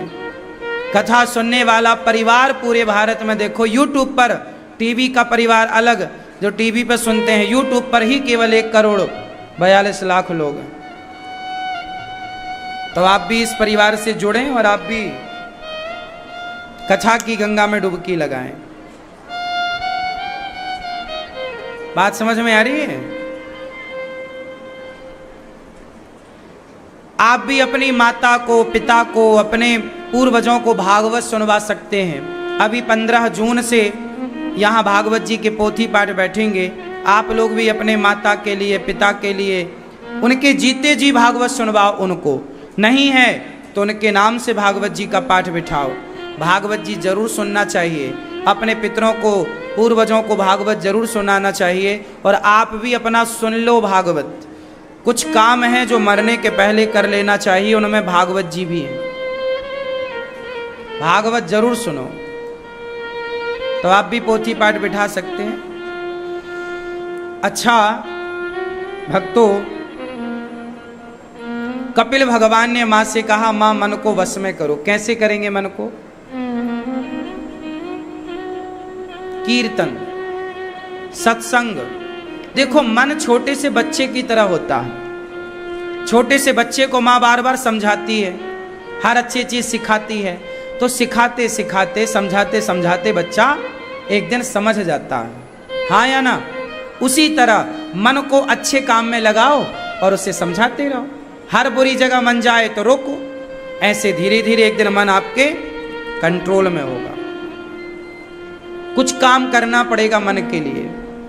कपिल भगवान ने दिव्य ज्ञान दिया किस तरह से भगवान की पूजा करनी चाहिए। भगवान की पूजा 2 प्रकार की होती है। एक शारीरिक पूजा होती है, एक मानसिक पूजा होती है। पूजा कितने प्रकार की होती है? 2। कौन कौन सी? शारीरिक और शारीरिक क्या है और मानसिक क्या है? मैं दोनों प्रैक्टिकल करके बताता हूं। ये कपिल देव जी समझा रहे हैं माता देवहूति को। ये भागवत जी का प्रसंग है, इसलिए आप ध्यान से सुनिए। पहले शारीरिक पूजा। पूजा कैसे करनी चाहिए? कितने बजे उठना चाहिए? कितने बजे सोना चाहिए? कितने बजे सोना चाहिए पहले ये बताओ। क्यों? सोने का सही टाइम क्या है? परफेक्ट। आपके स्वास्थ्य के लिए और आपके आध्यात्म के लिए सबसे उत्तम टाइम सोने का क्या है? कितने बजे सो? बताओ, कितने बजे सोना चाहिए? 10। कितने बजे सोना चाहिए मैया? 8 बजे। ये मैया हमारी बढ़िया है, 8 बजे सही है। गांव की हो मेरी माँ। गांव में आज भी लोग 7:30-8 बजे सो जाते हैं। बात ठीक कह रहे हैं। पहले के जमाने में लोग 7 बजे घर के अंदर हो जाते थे। 7 बजे, और लो तो 7:30, और लो तो 8। ये मैया ठीक कह रही हैं। 8 और 9 के बीच, मतलब 9 बजे आप सो जाएं। और 9 बजे सोने के लिए बिस्तर में कितने बजे जाना पड़ेगा? कितने बजे? 8 बजे, 8:30 बजे बिस्तर में लेटेंगे। 9 बजे तक नींद लगेगी। अच्छा, 9 से फिर 10, 11, 12, 1, 2, 3, 4 और 5, 8 घंटा हो गया। 8 घंटे की नींद भी होनी चाहिए। एक स्वास्थ्य का ध्यान ये रखें तो 8 नहीं तो 7, 7 से 8 घंटे की नींद होनी चाहिए। क्या कहते हैं आप? कितना सोना चाहिए? 8 घंटे बहुत बहुत पर्याप्त। 24 घंटे में 8 घंटे सोना बहुत। तो आप 9 बजे सोएंगे तो 5 बजे अपने आप बिना अलार्म के आपकी आंखें खुल जाएंगी। शरीर में नींद जो होती है ना, वो टाइम पूरा होती आंखें खुल जाती हैं। हमारा शरीर अपने हिसाब से चलता है। जैसे आप चाहते हो या नहीं चाहते, पर दिल धड़कता रहता है, वो अपना काम कर रहा है। उसी तरह आप केवल 8 घंटा की नींद पूरी होते ही आपकी नींद खुल जाएगी। प्रैक्टिकल कर लो। 5 बजे आप जाग जाएंगे। 5 बजे जागो। सबसे पहले जाग कर क्या करना चाहिए बताओ? जोर से, जोर से। दोनों हाथों का ऐसा मंथन करना चाहिए। करो, गरम हो जाए हथेली, करो। हो गई गरम? फिर इसे आंखों में लगाओ। आंखों में लगाओ। मैया तुम बला टार रही हो मेरी मां, लगाओ। क्या होगा इससे? आंखों की रोशनी कभी नहीं समाप्त होगी। आंखों की रोशनी किसी की कम हो गई हो, आंखों को दिक्कत हो, तो केवल आप ये काम करिए, सवेरे जागकर हाथों को गर्म कीजिए और इस गर्म हथेली को आंखों में लगाइए। आंखों को थोड़ा सेकिए। क्यों? सिकाई करते हो ना कभी कभी कमर में, सिकाई है ये। और सवेरे किसी की आंखों में रोशनी कम हो रही हो तो ये रोज करने से 15 दिन में आपकी रोशनी ठीक होने लग जाएगी। और सवेरे का बासा थूक, आपकी लार, सवेरे जागने से लार पूरे रात बनती है। लार समझते हैं ना, मुंह की लार को निकाल करके जैसे काजल लगाते हैं ना, आंखों में लगाने से आंखों की बीमारियां दूर होती हैं। बासा थूक बोलते हैं, लार बोलते हैं। लार को निकाल करके अपनी लार और आंखों में काजल की तरह लगाने से और यूं घर्षण करके हथेली गर्म होने पर आंखों में लगाने से आपका आंखों का रोग दूर होता है। चेहरे पर ये गर्म हथेली लगाने से चेहरे का रोग दूर होता है। जैसे बहुत सारी बीमारियां चेहरे पर किसी किसी को होती है, फुंसी होना इत्यादि। फुंसी उनसी फोड़ा फुंसी ये नहीं होता, सिकाई हो जाती है। ये नेचुरल, ये बॉडी की सिकाई है ये। तो सवेरे उठ के सबसे पहले क्या करोगे? इससे क्या होगा? रात भर में जो सोते हैं ना, पूरी बॉडी ना निष्क्रिय सी हो जाती है, मतलब आराम। और जब हाथों का मंथन करते हैं तो पूरा शरीर अंदर से भी जाग जाता है, एक्टिव हो जाता है, सक्रिय हो जाता है। इसलिए मंथन। किस किस को बात समझ में आ गई? करना, काम आएगी बातें। भूल जाओगे तो फिर नुकसान होगा आपका। दादाजी आपको रोज करना चाहिए। चश्मा जिनको लगा है आप रोज करना, आपका चश्मा उतरने की संभावना है। अपनी लार को निकाल के काजल की तरह लगाना आंखों में और फिर गरम कर लेना। 15 दिन में ही आपको पता चल जाएगा। फिर क्या करें?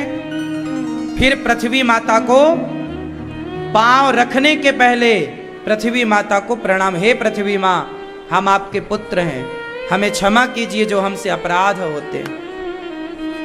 कराग्रे का हाथों में भगवान का दर्शन करो। कराग्रे वसते लक्ष्मी, कर के अग्रभाग में लक्ष्मी का वास होता है। कर मध्य में सरस्वती का, कर मूल में ब्रह्मा भगवान कृष्ण का, गोविंद का। कर मूले तो गोविंद। जब सवेरे लक्ष्मी, सरस्वती और भगवान का दर्शन करेंगे तो लक्ष्मी भी बरसेगी, सरस्वती माँ की कृपा भी होगी। तो अपनी हथेलियों में भगवान का दर्शन करना चाहिए। पृथ्वी माता को प्रणाम। और सवेरे सबसे पहले क्या करना चाहिए? आप लोग सवेरे क्या खाते पीते हो? जाग के तुरंत क्या करते हो? खा लेती हो मैया? नहाती हो? तो भी गलत करती हो।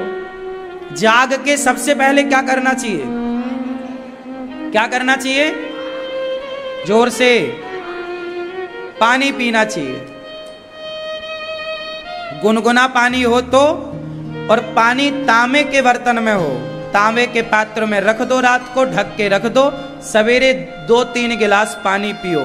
और पानी कैसे पीना चाहिए? उकड़ू बैठ करके। उकड़ू समझते हैं? क्यों भैया, उकड़ू समझते हो? बैठ के बताओ जरा हमें। हाँ, ऐसे ऐसे उकड़ू बैठ करके पानी पीना चाहिए। हाँ या ना?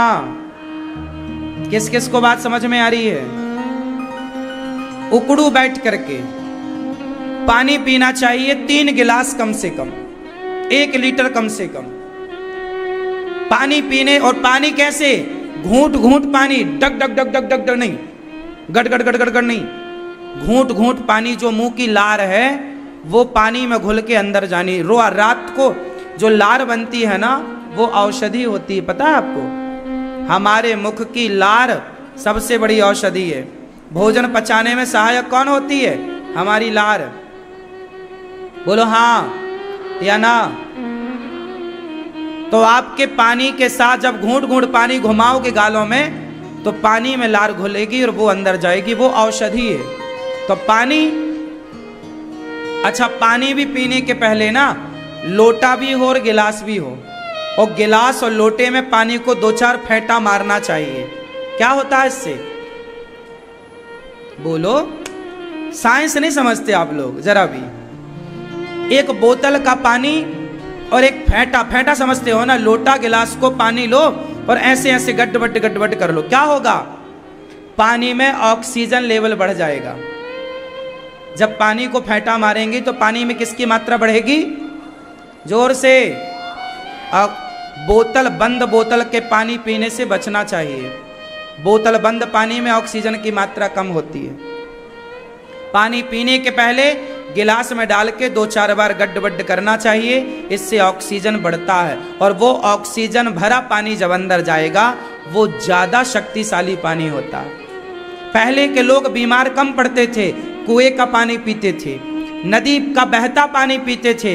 इतना अच्छा पानी नदी का, इतना अच्छा पानी कुएं का। सबसे गंदा पानी, आज जो आप लोग घर घर में आरओ लगवाए हैं ना, अब फैशन के नाम पे तो आरओ सबके घर पे है, आरओ का ही पानी पीते हैं आप, फिल्टर वाला। पर नेचुरल पानी पहले कैसा था? तालाब का। क्यों जी? कौन सा पानी बढ़िया है, आज का या पहले का? पहले का पानी झरने से आता था, नीचे नीचे कितने सारे स्रोत होते थे। वो पानी कितनी लंबी यात्रा करके आता था, और यात्रा करके पानी आया है तो ना जाने कितने पत्थरों से गुजरा होगा। वो ऑक्सीजन से, एनर्जी से भरा हुआ पानी था। और आज जो पानी पीते हो आप, वो मरा हुआ पानी है। इसलिए आज सब प्रकार की बीमारियां हैं। पर आपको सवेरे सबसे पहले क्या करना है? उकड़ू बैठ के पानी पीना है। पानी पी के आपको फिर 100-200 कदम चलना है, फिर जाके फ्रेश होना है, फिर नहाना है। नहा के सबसे पहले एक सुंदर साफ कपड़े पहनना है, एक तांबे के लोटा में जल लेना है, और सबसे पहले सूर्य भगवान को 1 लोटा जल चढ़ाना है। सूर्य भगवान को जल कैसे चढ़ाना चाहिए?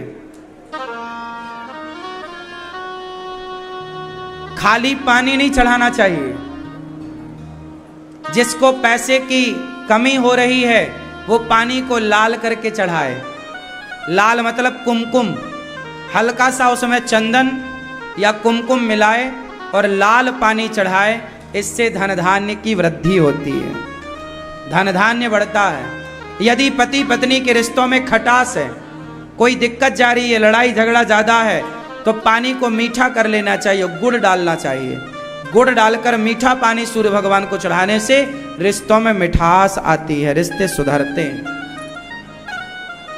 तो सूर्य भगवान को मीठा पानी रिश्तों के लिए, और लाल पानी धन धान्य के लिए। सादा पानी तो है, आप चढ़ा ही रहे। सादा पानी सादगी के लिए है। सादा जीवन, उच्च विचार चाहिए तो सादा पानी। कुछ धन धान्य में बढ़ोतरी चाहते हो तो लाल, रिश्तों को बढ़िया चाहते हो तो गुड़ मीठा पानी चढ़ाओ। सूर्याय नमः। क्या बोलोगे? सूर्याय नमः। क्या बोलोगे? सूर्याय नमः, आदित्याय नमः, भौमाय नमः, खगाय नमः, मित्राय नमः, भास्कराय नमः। गूगल में सूर्य भगवान के 12 नाम निकाल लेना, 12 नाम याद कर लेना। नहीं आए तो सूर्याय नमः को ही 12 बार बोलना। सूर्याय नमः, सूर्याय नमः, सूर्याय नमः, सूर्याय नमः, सूर्याय नमः। हे सूर्य भगवान हमें सद्बुद्धि दो। जल चढ़ाते समय जल के छींटे पांव में नहीं आने चाहिए।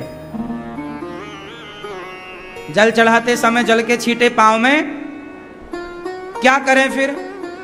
नीचे गमला हो, माटी हो, आप थोड़ा ऊपर हो, पानी या बाल्टी रख लो, बाल्टी में पानी चढ़ा के, मतलब सामने सूर्य भगवान को, नीचे बाल्टी, फिर वो बाल्टी का पानी गमलों में डाल दो। उसके छींटे वापिस पांव में नहीं आने चाहिए। ठीक है, ऐसे सूर्य अर्घ देना चाहिए। फिर क्या करना चाहिए? आपका जो मंदिर है वहां बैठना चाहिए। एक थाली लेना। सबसे पहले आपके गोपाल जी को रात को सुलाते हो, सवेरे जगाते कैसे हो? मंदिर में जाने के पहले ताली बजाओ। क्या करो? ताली बजाओ और कीर्तन करते, श्री कृष्ण गोविंद हरे मुरारी। कीर्तन चालू कर दो और कीर्तन करते करते मंदिर के पट खोलो, भगवान जी के पांव दबाओ पहले, प्रभु जागो जागो, जगाओ। फिर एक थाली लो, थाली में चंदन से एक स्टार बनाओ। क्या बनाओगे? एक स्टार बनाओ। कैसे? चंदन लो, चंदन आपके घर में होगा, कुछ नहीं तो रोली ले लो, रोली, कुमकुम रोली ले लो लाल, और उससे एक स्टार बनाओ ऐसे। ये देखो टीवी पर देखो, ऐसे स्टार बनाना है। बीच में ओम लिखना है, ओम, ओम लिखो। फिर जो खंड बचते हैं ना, उन खंडों में एक तुलसी की छोटी सी लकड़ी ले लो, उसे अपनी कलम बना लो। कलम, तुलसी की एक लकड़ी से उसमें लिखना है ओम नमो, ओम नमो नारायणाय, या फिर ओम रांग रामाय नमः। आप क्या लिखना? ओम नमो, ना एक खंड में ना, दूसरे में माँ में ओ की मो, नमो, फिर ना रा य णा य। ये हो गया मंत्र। अब वो थाली रखो, उस थाली का सबसे पहले अब वो क्या बन गया? यंत्र, यंत्र बन गया, प्रभु का स्मरण हो गया। उस यंत्र में तुलसी चढ़ाओ, उसको प्रणाम करो, फिर उसमें ठाकुर जी को बिठाओ।